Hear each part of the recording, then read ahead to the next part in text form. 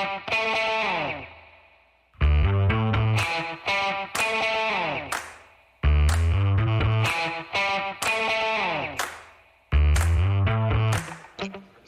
folks. Welcome to another episode of Film Study. This is Ken McCusick here for another episode of That One Play.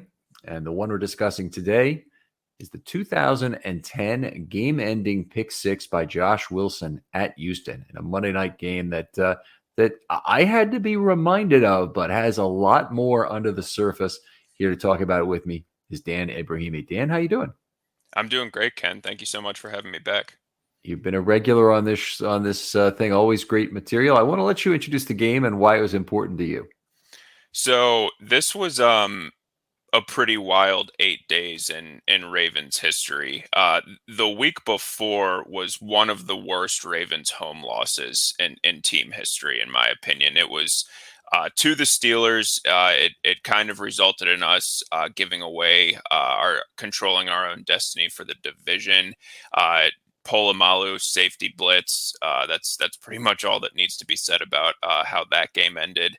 But going into this Texans game, obviously spirits were down, and I think the goal was to just kind of do our best to keep pace with Pittsburgh in the division.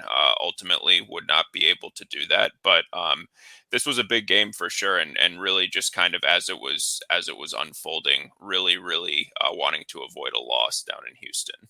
Yeah, so a great game. The Ravens got off to a great start in the game, led 21-0 in the second quarter. The Texans came back with a touchdown on their last drive of the first half. Very quick, 55-second drive, 7 plays, 80 yards. Not the kind of thing you want to give up, obviously, to go into the half only up 21-7. But then that second half, the weirdness continued.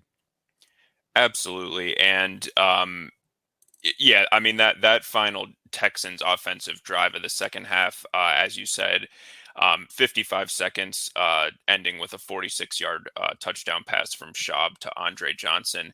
The Texans actually had 386 yards of offense, including that drive for the rest of the game, while the Ravens actually only had 93 offensive yards during that time frame. It was really just a total collapse, and really, I mean, pretty much, I mean, the only points the Ravens scored in the second half was actually the kickoff return from David Reed to open the half. So this really was one that very easily could have gotten away to a not great Texans team. Yeah, absolutely. And you look at that second half for Houston, they only had 4 drives. And after the Reed touchdown, they were down 28-7. They had field goal, touchdown, with the final one coming with a 2-point conversion. Those 4 drives, 16, 10, 15, and 12 plays. They ran 51 plays in the second half alone, not including overtime, not including the first half, 51 plays just in that second half to roll off 21 unanswered points after the Reed kickoff return. It really was incredible. I think Schaub ended up throwing the ball 62 times in this game. It really just kind of crazy how everything unfolded. It was one thing that stuck out was it's maybe the most tired I've ever seen the Ravens defense by the end of that game. After that Jacoby Jones two-point conversion reception on a pass that maybe wasn't even intended for him. I think it was intended for Andre Johnson. The Ravens defense was walking off the field just absolutely exhausted. Yeah, I remember that. It was in the kind of the back of the end zone. It was out over Johnson and made a nice grab on the play.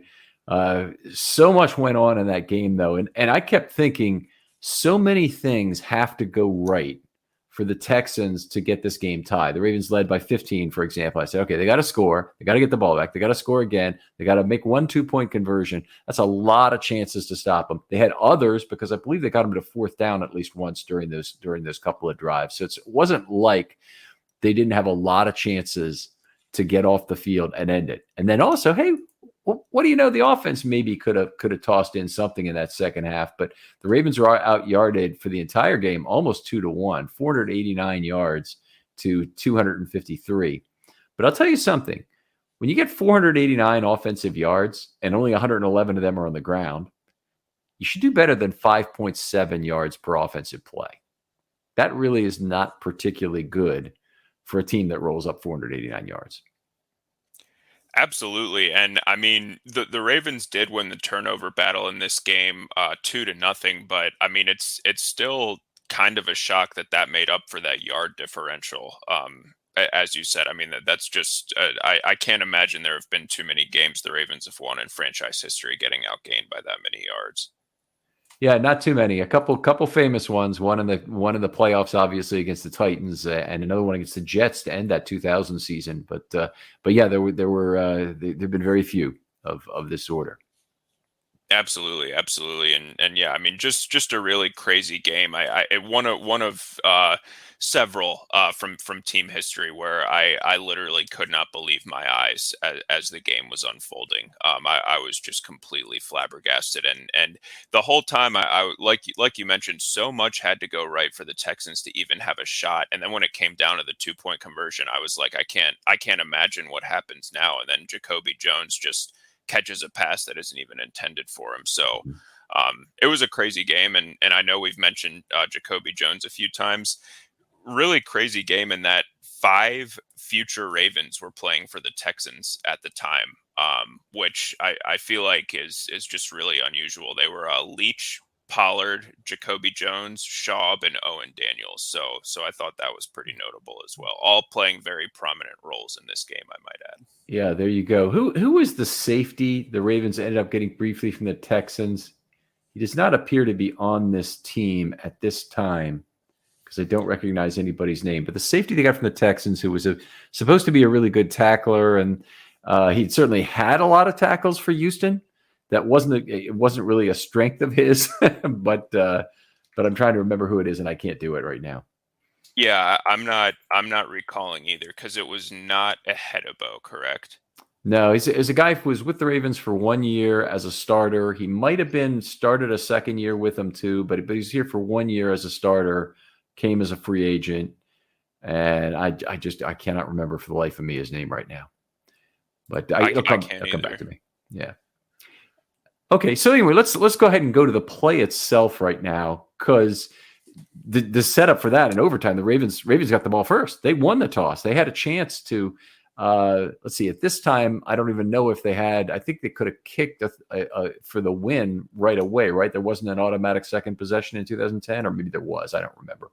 No, I think you're correct, and it just never really got to that point. The Ravens were able to get the ball to their own 41-yard line before just a devastating sack on third down for a loss of 11 yards. So weren't quite in field goal range, but I believe you're correct that a field goal would have won it on that first possession. Really nice punt at that point gets him out of trouble. We look back at some of the great punts of Sam Cook's career.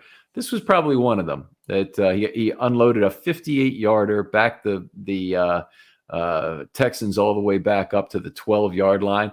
It was returned. Was returned by Jacoby Jones for -3 on top of that. So 58-yard punt with -3 on the return. That's pretty nice. That's not outkicking your coverage. Absolutely. So the Texans started this drive at the 9-yard line.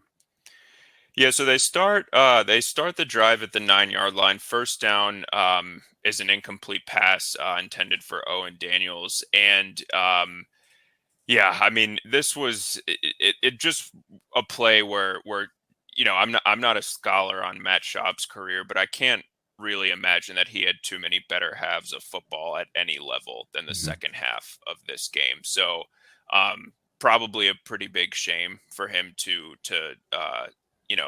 end the game the way that he did. But this was a crazy play. I think the second biggest hero on this play was probably Haloti Ngata, bursting through the center of the line. Jared Johnson also broke through a double team of left guard Wade Smith and left tackle Dwayne Brown, who is actually surprisingly still in the league and would earn All-Pro honors the next season. So Johnson and Ngata pretty much just got in Schaub's face and pressured him into the throw. It was a really, really bad throw. Schaub throwing off of his back foot towards Kevin Walter on the left sideline. Yeah, on the left side, I remember I can't remember the ESPN announcer at that time, but he called it a flotation device. And I've always loved that term, but that's exactly what it was. Little floater up there, lots of time. And when the ball gets thrown floaty like that to the outside, gives a defensive player a lot of time. And the defensive player is usually moving in the right direction. The offensive players say, come on, get here. uh, and that's where Josh Wilson turned out to be. Exactly. I believe it may have been Tarico who called it a flotation device, but yeah, no, that's pretty much exactly what happened. Walter kind of had to hold up for the ball. Jacoby Jones and Webb were also in the vicinity, but like you said, Wilson was fortunately already breaking on the ball, so I mean he pretty much just caught it in stride, and just in a matter of seconds, honestly, he was sprinting, that remaining 15 or so yards towards the end zone, and the game was over. It was just really shocking to watch it unfold in real time. It really was. And you hit on the tired defense, but one of the artifacts I remember after the play is Suggs was in the backfield also, probably was a little bit late on the pressure, but he just gave Schaub a big hug and said something into his ear at the end of the game, like, man, you played a great game, or whatever it might have been. It might have been something completely different, but that's, what it seemed like might have been appropriate at the time. But it was a nice, seemingly sportsmanship related comment. Absolutely not always. Having trouble hearing you, Dan. Sorry, can you hear me better? Yes, can hear you better now. Awesome. Nada was back there kind of, I think doing a similar thing. Suggs was there barely right after the play ended, but you're right. Suggs did play a crucial role on that play, drawing in Arian Foster on the block that I think probably freed up Nada and Jared Johnson a little bit. So yeah, that was a total team effort. I think the D line probably emptied the tank on that one, given how tired they were. Yeah. Corey Redding had just got home with a quarterback hit on the previous play. Redding still had some plays left this season, including picking up the football in the playoff game for the touchdown. It's still one of my favorite Steelers moments of all time. Somebody should take that play, damn it. Somebody take the Corey Redding, pick the ball up off the ground while the Steelers are huddling and score a touchdown. But we haven't had that one come up as yet. Anyway, anything else about this game or about the aftermath you want to talk about? Yeah, I mean, I think, after this game, I think most Ravens fans were just kind of sitting in silence for at least a few minutes, wondering what was about to happen over the rest of the season. They actually had to go to New Orleans the next week. That was a good Saints team, and the Ravens, they won, by 6 points, fourth quarter, broke the tie, and were able to run the ball well, which I think we all needed to see after this game. The Ravens did not run the ball well at all in this game. It was their, I believe, their fourth lowest rushing output of the season after 2 games against Pittsburgh and that Monday night opener against the Jets. So watching them run the ball the next week was definitely refreshing. Nice finish to the season and winning their last 4 in a row. They still came up short against the Steelers, which meant that playoff game and the divisional round had to be in Pittsburgh. Unfortunately, we know how that one ended. The Pittsburgh, with a 5-1 division record, beat the Ravens with a 4-2 division record because they'd split the head-to-head there. And like you said, obviously, if the Ravens hold on to win that game against Pittsburgh, they would have been in, at least gotten to play a home game against Pittsburgh in that divisional round in theory. Sad to see such a good Ravens team.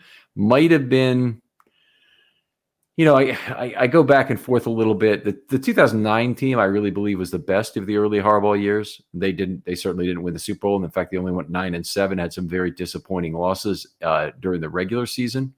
But the 2010 team and the 2011 team were both excellent. And the 2008 team was also excellent. And it's very difficult for me to pick one of those 3 that was really the best of them that otherwise really should have won the Super Bowl. But I can tell you definitely the 2012 team, from my point of view, the very worst of those 5 teams. Yeah, agreed. Absolutely. They absolutely were. And I think for me, at least, extra salt in the wound after that Steeler playoff game was that if the Ravens had been able to win, they would have hosted the AFC Championship as a 5 seed against the Jets. Yeah. Yeah, and that left the stadium, against Pittsburgh, and they were "Let's go Jets" outside. Oh, Just try to get home. And I guess the game wasn't that night; it was the next night. So I guess that must have been on a Saturday. That game correct. was, and they were going to play on Sunday. So yeah, miserable. It's the last thing you want to hear when you leave a stadium is how excited the home fans are. No, exactly, exactly. And I mean, this was Josh Wilson's only season as a Raven. His only interception as a Raven came over from Seattle in exchange for a conditional draft pick that turned out to be a fifth rounder. So, if he's going to have one memorable play as a Raven, this was a pretty good one. Yeah, he had a great year for the Ravens that year. The Ravens in those years had some terrific guys they picked up as guys in the secondary who just meant to be extra help and ended up being really significant. Corey Graham being another very significant one. Absolutely. But Josh Wilson, a guy who Seattle fans were very upset about letting him go. I mean, and Seattle was very deep at cornerback at the time, but they let him go, and a lot of Seattle fans were just up in arms about it in terms of what they got for him, and ended up being a real good trade for the Ravens, who certainly needed that cornerback depth. Absolutely. Yeah, he built a really nice career. All right, Dan, always a pleasure to talk football with you. This is a great kind of a trip down memory lane in a game and an individual play that has a lot of very much fondness in terms of bringing it back. Tell folks where they can talk football with you online. Absolutely. So I'm on Twitter at Dre DRE8820. All right, outstanding. If you're out there and you'd like to do a show like Dan on any particular play in Ravens history, how about that Corey Redding fumble recovery and touchdown run? Give me a DM on Twitter, and they're always open. I'll get back to you very quickly. Promise you we'll get right down to it. Dan, thanks again for coming on. Thank you so much, Ken. And we'll talk to you next time on Film Study.